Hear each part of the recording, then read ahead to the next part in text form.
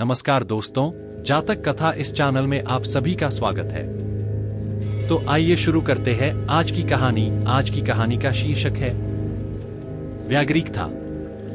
कुलीन वंश में पैदा होकर एक बार एक ज्ञानी संसार से वितृष्ण हो सन्यासी का जीवन यापन करने लगा। उसके आध्यात्मिक विकास और संवाद से प्रभावित हो कुछ ही दिनों में अनेक सन्यासी उसके अनुयायी हो गए।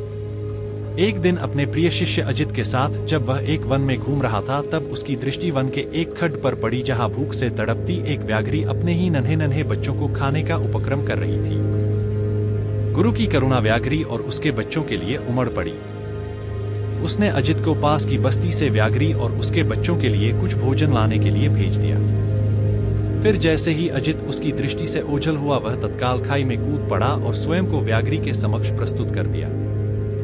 भूखी व्याघ्री उस पर टूट पड़ी और क्षण भर में उसके चीथड़े उड़ा दिए। अजित जब लौटकर उसी स्थान पर आया, उसने गुरु को वहां न पाया। तो जब उसने चारों तरफ नजरें घुमाई तो उसकी दृष्टि खाई में बाघिन और उसके बच्चों पर पड़ी।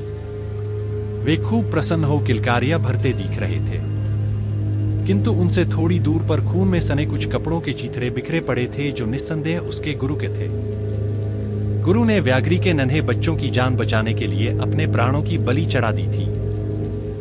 गुरु की करुणा और त्याग से उसका शीश श्रद्धा से झुक गया। याद रहे, हमारे अच्छे विचार ही हमारी सबसे बड़ी ताकत है।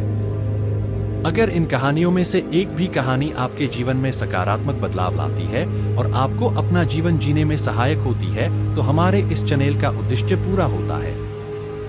ऐसे ही जातक कथाएं सुनने के लिए जुड़े रहिए हमारे साथ। और हाँ, चैनल को लाइक, सब्सक्राइब और शेयर जरूर करें। धन्यवाद।